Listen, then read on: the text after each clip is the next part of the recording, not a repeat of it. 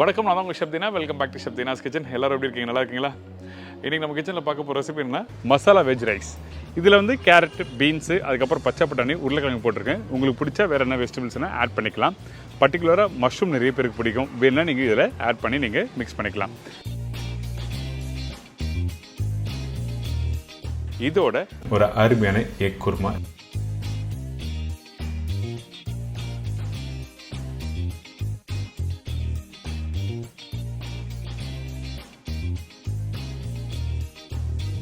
Basmati rice 250 gram, உருளைக்கிழங்கு 1, carrot 1, beans 4 number, பச்சை பட்டாணி 2 டேபிள் ஸ்பூன், தக்காளி பெரிய சைஸ் 2 நம்பர், வெங்காயம் பெரிய சைஸ் 3 நம்பர், காய்ந்த மிளகாய் 5 நம்பர், பச்சை மிளகாய் 3 நம்பர், இடித்த பூண்டு 1.5 டேபிள் ஸ்பூன், இஞ்சி பூண்டு paste 3/4 tablespoon, chilli powder 3/4 tablespoon, தனியா பவுடர் 1 டேபிள் ஸ்பூன், மஞ்சத்தூள் 1/4 டீஸ்பூன், சோம்பு 1/4 டீஸ்பூன், கடுகு 1/4 டீஸ்பூன், கருவேப்பிலை, கொத்தமல்லி தேவையான அளவு, பாயில்டு மூங் தால் 2 டேபிள் ஸ்பூன், அதாவது பாசிப்பருப்பு வேக வச்சது, சால்ட் தேவையான அளவு, நல்லெண்ணெய் குக் பண்ணுறதுக்கு தேவையான அளவு.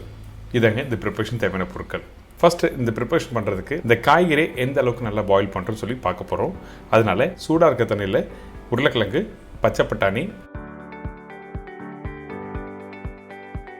அதுக்கப்புறம் கேரட், பீன்ஸ், இதெல்லாம் நான் சொன்ன குவான்டிட்டி கரெக்டாக கட் பண்ணி எடுத்துக்கோங்க.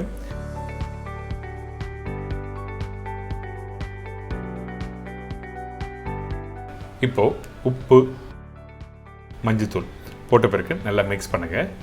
இதுக்கு பிறகு பச்சை மிளகாய். இந்த பச்சை மிளகாய் எதுக்காக நான் யூஸ் பண்ணேன்னா, இந்த தண்ணியில் கொதிக்கும் போது அந்த காரத்தன்மை உப்பு இதில் ஆட் பண்ணுறோம்ல, அது கரெக்டான சீசன் கிடைக்கும். அதனால தான் வந்து பச்சை மிளகாய் போட்டிருக்கேன்.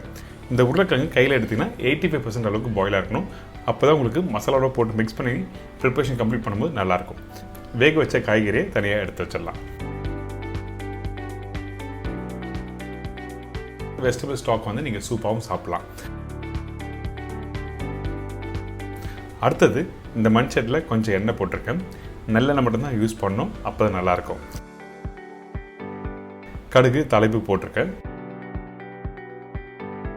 அதுக்கு பிறகு சோம்பு. இந்த ரெண்டுமே நல்லா பொரிஞ்சு வந்த பிறகு இடித்து வச்சுருக்க பூண்டு வித் ஸ்கின்னோட போட்டிருக்கேன். காஞ்ச மிளகாவும் போட்டிருக்கோம். அதுக்கப்புறம் கருவேப்பிலை. இதெல்லாம் போட்ட பிறகு காரத்துக்காக திருப்பி பச்சை மிளகாய் இந்த இடத்துல போடுறேன். இதுக்கு பிறகு பொடிசாக கட் பண்ணி வச்சுருக்க வெங்காயம்.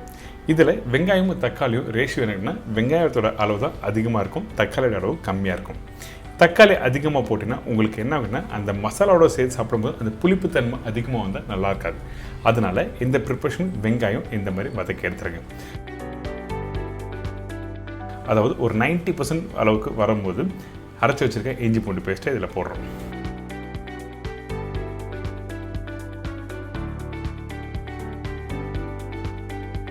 இதுக்கு பிறகு தக்காளி. இந்த தக்காளி நல்லா பழமாக இருக்க தக்காளி போடுங்க. அப்போ தான் உங்களுக்கு கரெக்டான ஹீல்டு கொடுக்கும். அதாவது இந்த மசாலா அளவு அதிகமாக கொடுக்குன்னு சொல்கிறேன். அதுக்கு பிறகு மஞ்சத்தூள், உப்பு, மிளகாய் பவுடர்,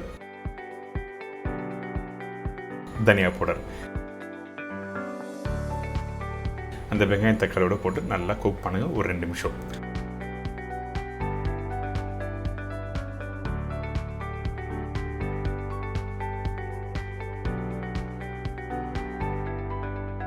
தேவையான தண்ணி ஊற்றி இந்த மசாலாவை ரெடி பண்ணுறோம். இந்த இடத்துல அந்த வெஜிடபிள்ஸ் தண்ணி இருக்குது பார்த்தீங்களா, அந்த தண்ணி நீங்கள் யூஸ் பண்ணலாம். அப்படின்னா அந்த வெஜிடபிள் ஸ்டாக் வந்து நீங்கள் சூப்பாகவும் சாப்பிட்லாம். இப்போ மசாலா ஓரளவுக்கு நல்லா வதங்கியிருக்கு. இப்போ ஒரு மூடி போட்டு நல்லா வேகட்டும் சொல்லி விட்டுருங்க. மூடி எடுத்த பிறகு திருப்பி நல்லா குக் பண்ணுங்கள். அப்போ தான் கெட்டியான ஒரு பக்கம் வரும். ஏன் கேட்டிங்கன்னா, இந்த மசாலா ஸ்டீம் ஆகும்போது கண்டிப்பாக உங்களுக்கு கெட்டி ஆகாது. அதனால மூடி எடுத்த பிறகு நல்லா குக் பண்ண சொல்கிறோம்.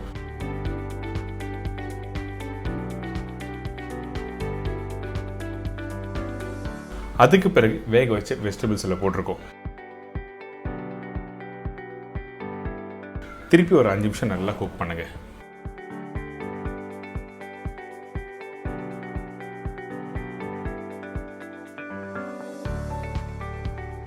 இதுக்கு பிறகு பாயில் பண்ண இந்த பாசிப்பருப்பு எதுக்காக இந்த பாயில் பண்ண பாசிப்பருப்பு இந்த இடத்துல யூஸ் பண்ணுற கேட்டிங்கன்னா, ஒன்று வந்து டேஸ்ட் எடுத்து கொடுக்கும். அப்படி இல்லைனா நீங்கள் ஸ்பைஸியாக கொஞ்சம் காரமாக பண்ணிட்டீங்கன்னா அந்த இடத்துல இந்த பாசிப்பருப்பு யூஸ் பண்ணும்போது உங்களுக்கு அந்த காரத்தோட அளவு கண்ட்ரோல் பண்ணணும். அதனால தான் பாசிப்பருப்பு யூஸ் பண்ணுறோம். ஆனால் நான் சொன்ன குவான்டிட்டிக்கு கண்டிப்பாக நீங்கள் இந்த பாசிப்பருப்பு போட்டுருங்க. பருப்பு போட்ட பிறகு திருப்பி நல்லா குக் பண்ணுங்கள். அதுக்கப்புறம் மசாலா எடுத்திங்கன்னா நல்லா கெட்டியாக வந்திருக்கும். இந்த கெட்டியாக வந்த மசாலாவை அப்படியே கொஞ்சம் எடுத்து இன்னொரு பவுலில் மாற்றி வச்சுருங்க. நம்ம பாயில் பண்ணி வச்சுருக்க அந்த ரைஸை லேயர் பை லேயராக நம்ம போட்டு தம் பண்ண போகிறோம்.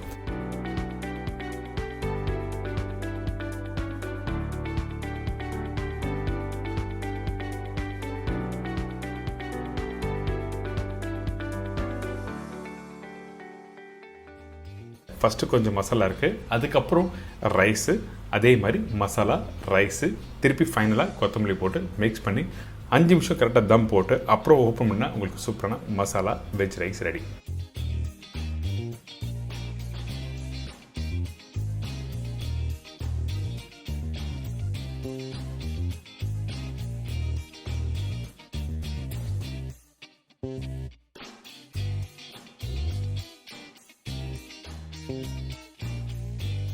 பார்த்தீங்களா, இப்போ ரெடி ஆகிடுச்சு. நீங்கள் ப்ராப்பராக 20 நிமிஷம் 30 நிமிஷம் தம்லாம் போட வேண்டியதான் இல்லை.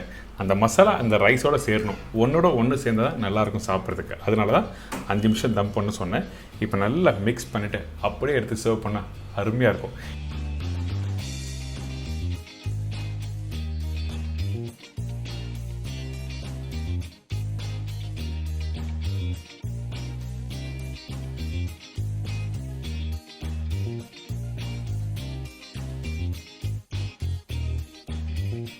இதுக்கப்புறம் ஒரு அருமையான எக் குருமா.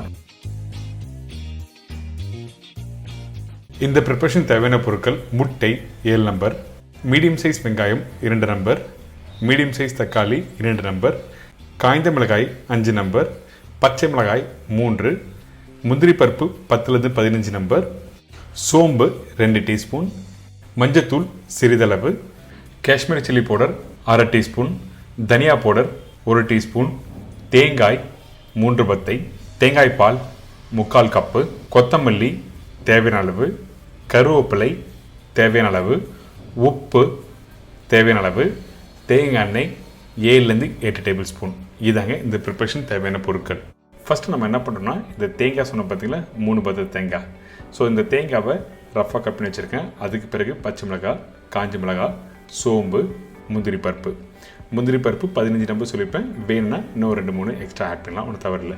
இதெல்லாம் ஆட் பண்ணி நல்லா அரைக்கணும். அரைக்கிற பக்கம் வந்து கரெக்டாக ஒரு 80%. இங்கே பார்த்தீங்களா, இந்த மாதிரி தான் கொஞ்சம் திரியாக இருக்கணும். அப்போ தான் உங்களுக்கு குருமா நல்லா வரும். ஃபைன் பேஸ்ட்டாக அரைக்கக்கூடாது. இதுக்கப்புறம் இன்னொரு மண்சட்டியில் வந்து தேங்காய் எண்ணெய் போட்டிருக்கேன். தேங்காய் எண்ணெய் போட்ட பிறகு எண்ணெய் சூடானோடனே சோம்பு, பச்சை கருவேப்பிலை போட்ட உடனே நல்லா பொரிஞ்சு வரும். அதுக்கு பிறகு நம்ம என்ன பண்ணுறோம், கட் பண்ணி வச்சுருக்க வெங்காயம். வெங்காயம் நார்மலாக நீங்கள் பொடிசாக கட் பண்ணுவீங்களா, அந்த மாதிரி வேண்டாம், இந்த மாதிரி ஸ்லைஸாக கட் பண்ணி போடுங்க. அப்போ தான் வந்து அந்த வெங்காயம் வதங்கினோடனே உங்களுக்கு முழுசாக தெரியும். இப்போ பார்த்தீங்களா, வெங்காயம் கரெக்டாக ஒரு 40 to 50% அளவுக்கு வதங்கியிருக்கணும். 50% மேலே வதங்க வேண்டாம். இதுக்கு பிறகு இஞ்சி பூண்டு பேஸ்ட் போட்டிருக்கோம். இஞ்சி பூண்டு பேஸ்ட் போட்ட பிறகு திருப்பி ஒரு 10% நல்லா வதக்குங்க. அதனால தான் வெங்காயம் 50%, இஞ்சி பூண்டு பேஸ்ட் போட்ட பிறகு ஒரு 10%.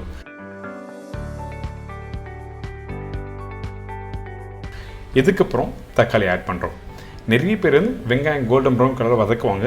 அப்படி பண்ணும்போது என்னன்னா இனிப்பு தன்மை வரும், காரம் தெரியாது. அதனால தான் கரெக்டாக வெங்காயம் வதங்கன்னு சொல்லியிருக்கேன். இதுக்கப்புறம் உப்பு, மஞ்சத்தூள், மிளகாய் பவுடர், தனியா பவுடர்.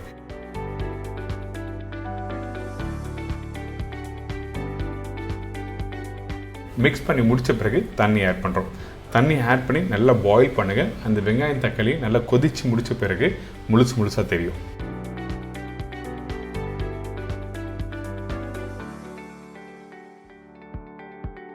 கொஞ்சம் கொத்தமல்லி போடுறேன். ஒரு மூடி போட்டு கரெக்டாக ஒரு 5 to 8 மினிட்ஸ் நல்லா குக் பண்ணலாம். அதுக்கப்புறம் ஓப்பன் பண்ணி பார்த்தீங்கன்னா இந்த மாதிரி வெங்காயம் தக்காளி நல்லா முழுசாக இருக்கும்.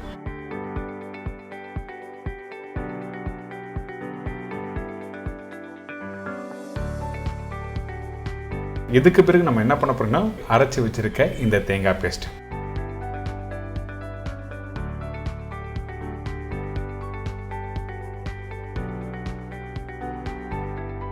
பார்த்தீங்களா, இந்த தேங்காய் பேஸ்ட் போட்ட உடனே அந்த கலரோட டெக்ஸ்சர் பாருங்கள், அப்படியே சாப்பிடணும் போல் இருக்கும். அந்தளவுக்கு ஒரு ஃபென்டாஸ்டிக்கான ஒரு கிரேவி. கண்டிப்பாக நீங்கள் ட்ரை பண்ணி பாருங்கள். திருப்பி மூடி போட்டு ஒரு 5 to 10 minutes குக் பண்ணுறோம்.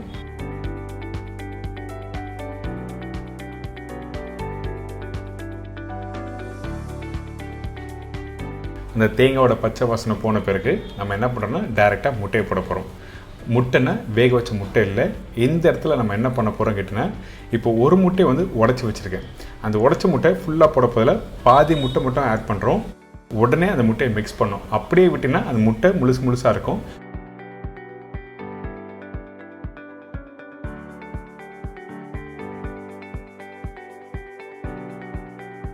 இந்த பாயில்டு எக் இருக்குது பார்த்தீங்களா, இந்த பாயில்டு எக்கை அந்த வெள்ளைக்கரு இருக்க சைடில் ப்ளஸ் போடுங்க. அப்போ தான் அந்த கிரேவி வந்து உங்களுக்கு முட்டையில் நல்லா மிக்ஸ் ஆகும். இதுக்கு பிறகு அரைச்சி வச்சுருக்க தேங்காய் பால், அதாவது 3/4 கப் சொன்னோம் பார்த்தீங்களா, 2 ஸ்லைஸ் தேங்காய் பத்தையில் கொஞ்சமாக தண்ணி ஆட் பண்ணி நல்லா திக்காக அரைச்ச தேங்காய் பாலை தான் வந்து இதில் ஆட் பண்ணியிருக்கேன். தேங்காய் பேஸ்ட் போட திருப்பியும் சொல்கிறேன், தேங்காய் பால் போட்ட உடனே அடுப்பை ஆஃப் பண்ணிடணும்.